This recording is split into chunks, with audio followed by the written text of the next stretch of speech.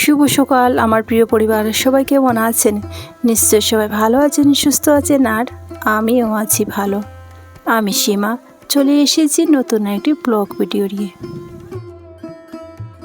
নতুন দিন, নতুন সকাল আর নতুন একটি ব্লগ ভিডিওতে আপনাদের সবাইকে স্বাগত আর অনেক অনেক ভালোবাসা। আজকের ব্লগটি শুরু করেছি আমার বাসি বিছানা তোলা থেকে। আশা করছি আপনাদের ভালো লাগবে। যদি ভালো লাগে তাহলে প্লিজ একটা লাইক দিয়ে প্রথম থেকে শেষ অবধি থাকার অনুরোধ করছি। আজ তো রবিবার, তাই বাচ্চাদের স্কুল কলেজ সব কিছু বন্ধ। ভাবলাম যে আমি আমার বিছানা চাদরটা একটু পাল্টিয়ে দিই। ওদের তো স্কুল বন্ধ হলে কি হয়েছে, আমাদের তো আর ছুটি নেই। আমরা যারা গৃহবধূরা থাকি মনে হয় যেন রবিবার হলে যেন আরও কাজের চাপটা আরও দ্বিগুণ বেড়ে যায়। কেননা আমাদের তো সংসারটাকে কিভাবে সাজিয়ে রাখবো, ভালো করে রাখবো, সেটাই সবসময় মাথায় চিন্তা থাকে। এই ভাবনা চিন্তা করে তো আমরা কোথাও ছুটি নিয়ে যেতেও পারি না, তাই না বন্ধুরা? এবার আমি পুরনো বিছানা চাদরটা পাল্টিয়ে দিয়ে নতুন একটা বিছানা চাদর, নতুন নয় মানে একটু ধোয়া, আগের ধুয়ে রাখা এই চাদরটা পাল্টিয়ে দিলাম।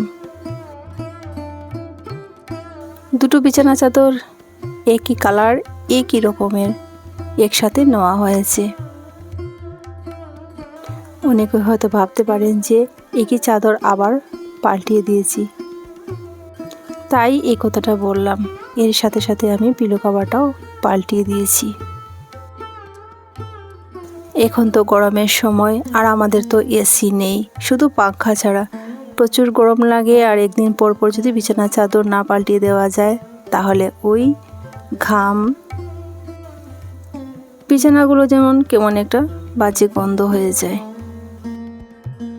এরপর তো আমি বাসি ঘরটাও ঝাড়ু দিয়ে নিচ্ছি। তার আগের ভিডিওতে আমাকে যারা সুন্দর সুন্দর মিষ্টি মিষ্টি কমেন্ট করেছেন আর আমাকে অনেক অনেক ভালোবাসা দিয়েছেন, আপনাদেরকে অসংখ্য ধন্যবাদ আর অনেক অনেক ভালোবাসা। তো বন্ধুরা, এইভাবে আমার পাশে থাকবেন, সাথে থাকবেন, যাতে আমি আপনাদের ভালোবাসা পেয়ে একটু একটু করে এগিয়ে যেতে পারি। বাসি ঘরটা তো ঝাড় দিয়ে প্রায় হয়ে গেছে। দেখুন কত ধুলো পায়ে পায়ে চলে আসে বাহির থেকে ভেতরে। যতক্ষণ না বাসি ঘর ঝাড়া দেওয়া যায় ততক্ষণ কিন্তু একদমই ভালোই লাগে না। চেষ্টা করি যে খুব তাড়াতাড়ি উঠে কাজগুলো সারে নেওয়ার। যত তাড়াতাড়ি সম্ভব এই বাসি কাজগুলো করে নিলে দেখবেন শরীরটা, মনটা, সব কিছু, ঘরটাও অনেক ভালো লাগে আর সব কিছু যেন একটু অন্যরকমই ভাবে মনে হয়। সেটা আমি নয়, সবাই করে থাকেন। আর বাসি কাজ যত তাড়াতাড়ি হয় দেখবেন ঘরের মধ্যে লক্ষ্মীর দৃষ্টিটাও পড়ে। ঘর তো ভালো করে পরিষ্কার করে নিয়েছি, তারপর দেখলাম যে গাছে অনেক রকমের অনেক ফুল ধরে আছে। তাই ভাবলাম যে সব গাছের তাজা তাজা ফুল এনে আমি একটা গ্লাসে জল দিয়ে ভর্তি করে টেবিলের উপরে রাখলাম। আমার কাছে যেন ভালোই লাগলো, তাই গাছ থেকে কিছু টাটকা ফুল ডাল সহ এনে সুন্দর করে সাজিয়ে ওই টেবিলের উপরে রাখলাম। হয়তো দেখতে এখানে বোঝা যাচ্ছে না, তবে কাছ থেকে আপনাদেরকে দেখাচ্ছি খুবই সুন্দর ফুলগুলো, আর খুবই সুন্দরই লাগছিল। তাজা ফুল, টাটকা ফুল যদি এইভাবে সাজিয়ে রাখা যায় তাহলে দেখবেন একটু অন্যরকম মনে হয়। আজ তো রবিবার, দেবজিতের স্কুলও বন্ধ, তাই ও বসে বসে আর্ট করছে। তাই আমি একটু ক্যামেরাবন্দি করে সেটা স্মৃতি হিসাবে রাখলাম।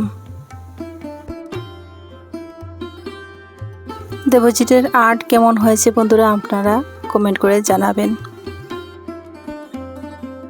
তাহলে ও অনেক খুশি হবে আর আর্টের প্রতি আরও আগ্রহ বাড়বে।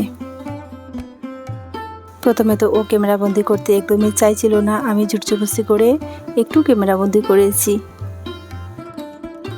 আর এই যে দেখুন সব ফুলগুলো এরপর আমি কোনো কাজ ক্যামেরা বন্দি করিনি। এটা হচ্ছে ছান করার কিছুক্ষণ আগে আমি আমার একটা পুরনো বাসি ছেঁড়া নাইটি পরে ঘরের কিছু জায়গা আছে মাটি, তো সেই জায়গাটা আমি একটু গোবর মাটি দিয়ে লেপে নিচ্ছি। নিজের কাজ, নিজের ঘর যেভাবেই থাক না কেন, পাকা হোক বা মাটির, সেটাকে তো পরিষ্কার পরিচ্ছন্ন করে রাখার দায়িত্ব হচ্ছে আমাদের। আর আমার যেহেতু একটু মাটির জায়গা আছে, তাই সেটাকে আমি একটু ভালো করে পরিষ্কার পরিচ্ছন্ন করে রাখার চেষ্টা করি। এরপর ছান টান করে ঠাকুর পুজো দিয়ে চলে এসেছি। রান্না করে এসে দেখি বাজার থেকে মাংস আনা হয়েছে, চিকেন আছে এখানে 2 কিলো চিকেন। তো সবগুলো চিকেন আমি একসাথে করে খুলে, তারপর যদি এখানে কোনো বাজে বা কিছু থাকে তো সেটাকে ভালো করে দেখে পরিষ্কার করে ধুয়ে নিয়ে আসছি। দেখলাম যে না, সব মাংসগুলো ঠিকঠাক আছে, এখানে কোনো ভেজাল নেই। চিকেনের মধ্যে লেগ পিসও দেওয়া আছে। এরপর চিকেনগুলো ভালো করে ধুয়ে পরিষ্কার করে লেবুর রস মেখে আমি কিছুক্ষণের জন্য রেখে দেবো। এই যে আমি রেখে দিয়েছি। ওইদিকে আমার মশলা রেডি, জিরে, ধনে, আদা, রসুন, কাঁচা পাকা লঙ্কা, আলু, পেঁয়াজ, গোটা রসুন সব কিছু রেডি করে নিয়েছি। এরপর আমি আলু কেটে রেখেছি, সেগুলো ভাজা করে নিচ্ছি। আমার কাছে মনে হয় আলু যদি ভাজা করে রেখে দিই তাহলে কি হয়, রান্না করতে অনেকটা সুবিধে হয়। মানে কি, মাংসগুলো ভালো করে কষানো যায়। আলু মাংস একসাথে যদি দেওয়া হয় তাহলে আলু ভেঙে মাংসগুলো কষানো একদমই যায় না। তাই সব আলুগুলো ভেজে নিয়েছি।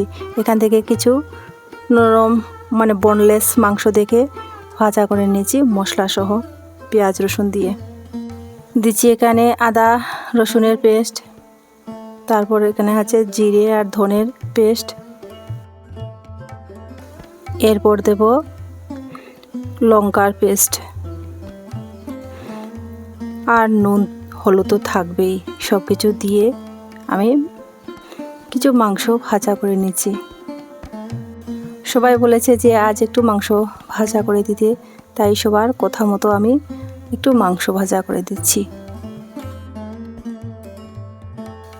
যেটা পরিবারের সবাই খেতে পছন্দ করে সেটাই তো বলবে সবাই, আর সেটাই তো বানিয়ে দেওয়ার দায়িত্ব কর্তব্য তো আমাদের, তাই না?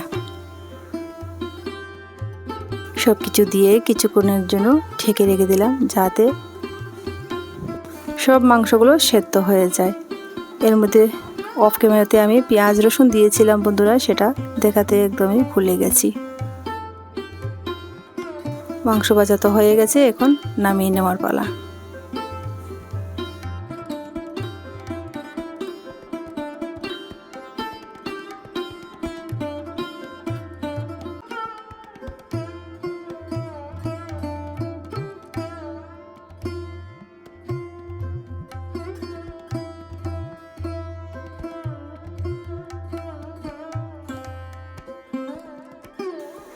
এরপর দেখলাম যে আগের দিনের কিছু ইলিশ মাছের মাথা রয়েছে, তো সেগুলো একটু গরম করে রেখে দিচ্ছি। ইলিশ মাছটা আগেই খাওয়া হয়ে গেছে, শুধু মাথাটা পড়ে রয়েছে। যেহেতু আমি ডেইলি ব্লগ দিতে পারছি না, তাই সব সময় সব ক্যামেরা বন্দি করতে একদমই পারছি না বন্ধুরা। তাই আর এখন যেহেতু আমি একটু ক্যামেরা বন্দি করছি আর আমার হাতের কাছেও কাজটা পড়েছে, তাই একটু ক্যামেরা বন্দি করলাম। ওইদিকে আমি চিকেনটা বসিয়ে দিয়েছি। কড়াতে তেল দিয়ে দিলাম পেঁয়াজ, আর এক এক করে সব মশলাপাতিগুলো দিয়ে ভালো করে কষিয়ে নেব। গাছের তাজা ফুল দিয়ে ঘরটাকে সাজিয়ে মাটি দিয়ে ঘর লেপে সবার পছন্দের রান্না করলাম আজ, সেটাই শেয়ার করছি বন্ধুরা। সব মশলাগুলো এখন ভালো করে কষাতে হবে যতক্ষণ না মশলা থেকে তেল ছাড়ছে। ওইদিকে কিন্তু আমার মাংসের মধ্যে লেবু মেখে রাখা আছে, আর লেবু দিয়ে যদি মেখে রাখা যায় তাহলে মনে হয় মাংসগুলো খুবই শক্ত থাকে আর কষানোর সময় ভেঙে না যায়। এইবার মনে হচ্ছে আমার কষানো প্রায় হয়ে গেছে। ওইদিকে আমার ডুমু ডুমু করে কেটে রাখা টমেটো এটাও দিয়ে দিচ্ছি। হয়তো টমেটোটা কিছুক্ষণ আগে দিলে হয়তো ভালো হতো, কিন্তু আমি ভুলে গেছি, তাই এইবার দিয়ে দিলাম। কখন আমার রান্নাটা হবে আর কখন ওরা খেতে বসবে। কষানো মাংস ওরা খুবই ভালোবাসে। হয়তো আপনাদের যদি আমি দেখাতাম তাহলে আপনারা দেখলে হয়তো অনেকেই হাসাহাসি করতেন, তাই আমি দেখাতে পারিনি। ওরা সবাই বাটি নিয়ে দাঁড়িয়ে আছে কখন হবে আর কখন ওরা খাবে। এই যে আমার কষানো হয়ে গেছে, এবার মাংসগুলো দিয়ে দিচ্ছি। পরিমাণ মতো দিয়ে দিলাম নুন। এরপর মাংসর সাথে মশলা ভালো করে মিক্স করে নিচ্ছি।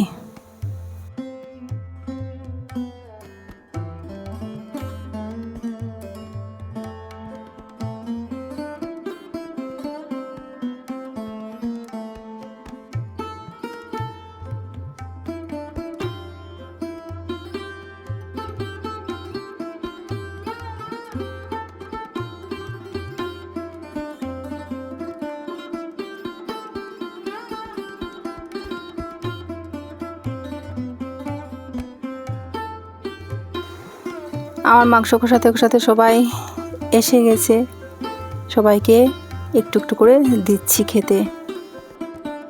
এইভাবে খাওয়াতেও আমার খুব ভালো লাগে যদি কেউ খেতে চায়। তো বন্ধুরা, আজ এই পর্যন্ত। দেখা হচ্ছে পরবর্তীতে। সবাই সুস্থ থাকুন, ভালো থাকুন, সাবধানে থাকুন। আসি, টাটা।